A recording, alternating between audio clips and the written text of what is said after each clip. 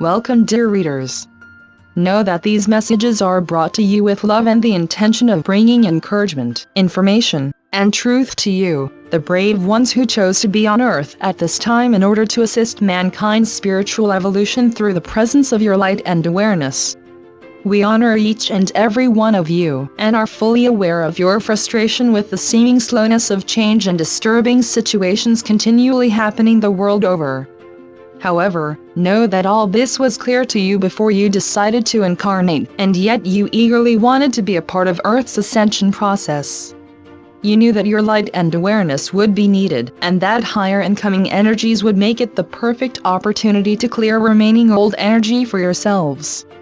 Know that all is proceeding according to plan in spite of how it may appear when judging by appearances. It is a process and cannot happen overnight. A great deal of old energy is presently clearing from Earth herself throughout the world, especially in lands that have been inhabited for a very long time. Energies formed from centuries of war, domination, struggle, poverty, and all manner of violence are now rising to the surface in areas desperately in need of cleansing.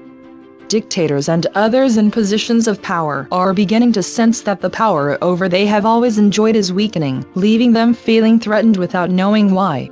Fear is causing some of them to lash out in ways that represent their state of consciousness.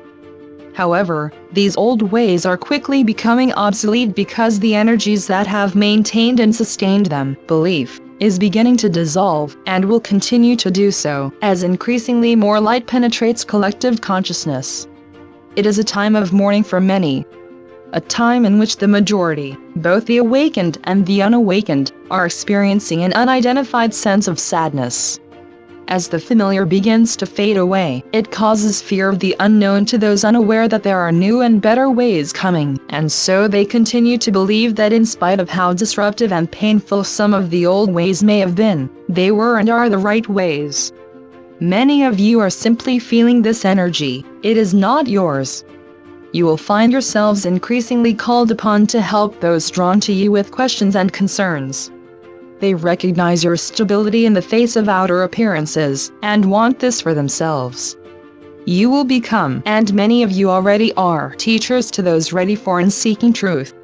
However, even more important than the outer work is the inner work, your ability to continuously and silently be the light that you are, for without the inner there can be no outer. You are spiritually ready to resist the temptation to quickly jump in to heal, change, or fix appearances. Those days ended once you understood and accepted that the only reality is that of one omnipresent, omnipotent, omniscient God Source Creator Consciousness, period. Once this is understood and accepted, what is there to fix unless the belief in two powers continues?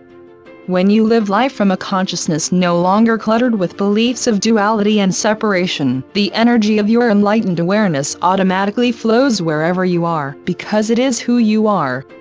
Allow your light to flow to the earth, people, and countries, and to all situations without attaching intentions as to how you think they should be. When you acknowledge the light and perfection already present in and as them, you are working from a higher level, the level of oneness. God alone is reality, and the forms of good and evil that you witness are false mind translations of the spiritual reality that underlies everything. You cannot make something out of nothing. The mind draws upon and presents personal and collective states of consciousness, consciousness being the substance form, which in the third dimension are usually conditioned by beliefs of duality, separation, and two powers. This is why the very evolved over time have said that the world is an illusion. The world is not an illusion, it is a real, perfect, and the spiritual expression of God.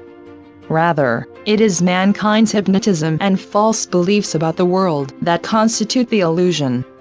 You may say that this is impossible and very impractical in the ordinary world where events of violence and discord take place regularly, but this is why you who are awake chose to be on earth at this time.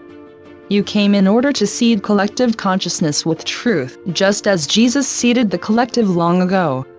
Increasingly more truth in the collective will allow those seeking higher and better ways to access it. This is the only way a sleeping world can rise out of its present density and into the realities of the universe of God's creation. We are not saying it is okay to walk down dark alleys in questionable areas. We are not telling you stop locking your door. Living the spiritual life is the practice of walking the razor's edge. Allow your intuition to guide you as you go about your day. Take whatever human footsteps may be necessary and practical, but do it with an awareness of truth rather than fear. Living from within may seem difficult if not impossible, as you observe personal and global conflict, but this is why only those spiritually strong and sufficiently evolved were chosen for the job of bringing light to an ascending planet. Allow appearances to be what they are, without immersing yourself in aligning with them. Your job is not the same as those working to make things better through the three-dimensional belief system. Your job as light workers is to be the light through your realization that God alone is power, not a power over but simply the only power. Allow the words, "I and the Father are one," to become your state of consciousness, your identity. This is mysticism. Over the course of hundreds of lifetimes, everyone's consciousness evolves in stages.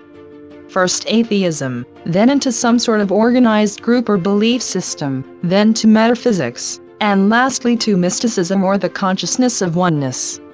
Many hesitate to move beyond metaphysics because it offers new, different, and exciting tools that seem to work. However, metaphysics, which is based in new ways of changing a bad picture into a good one, as well as being able to bring someone closer to God, often simply perpetuates the belief in duality and separation. Every person learns and spiritually grows through each stage, which is why it is important to simply allow others to be where they are in their belief system. When they are ready for their next stage, their higher self will guide them to it, and you may be a part of it. Proselytizing is a very ego-based activity. Mysticism is an attained consciousness of oneness, which is lived automatically, even when ordinary human footsteps must be taken. The world in general does not recognize modern-day mystics because they live, work, have families and appear to be like everyone else.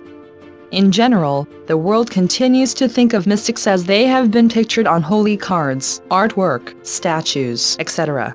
Eyes closed, hands folded, and with a bright light around their head. You who are awake, living in the world but not of it, are today's mystics.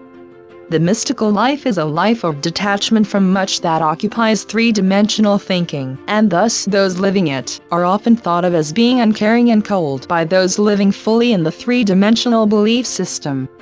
Being a modern-day mystic never interferes with being loving and warm, but rather embodies the very essence of these things.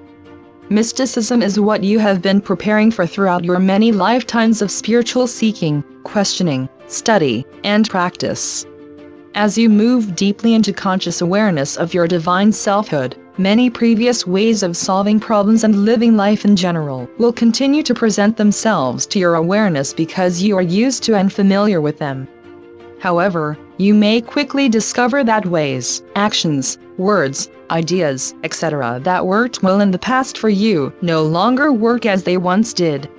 This is because you have evolved and are no longer in alignment with them.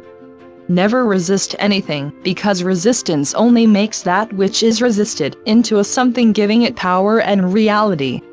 Rather, simply evaluate every situation in the light of your higher awareness. Stop, go within, and remind yourself that nothing is power but God, and that God is governing itself as you. Then take whatever steps you are intuitively guided to take, which may appear to be very three-dimensional to others. Becoming mystical consciousness is a huge step, one that will take many more years, or even lifetimes for some, but you who read and understand these messages are ready. At some point every soul finally realizes that all the stuff designed to bring one closer to God is just stuff that will keep you believing that you are separate from God and all God's expressions. Nothing, no ritual, practice, prayer, class, crystal, oil, mantra, group, guru, or teacher can give you what you already have, or make you what you already are. Spiritual tools can assist because they carry their own energy, many being of a high resonance. When you align with the energy of certain crystals or oils, etc., You can be temporarily lifted to their level, but it will always be temporary, because your own state of consciousness is what governs you. Use these things, love them, but never forget that spiritual tools are meant to be helps, never meant to become one's God. To continue depending upon spiritual tools or some person in the belief that you need them is a form of idolatry that will block further evolutionary progress. It is time, and you are ready. We are the Arcturian group.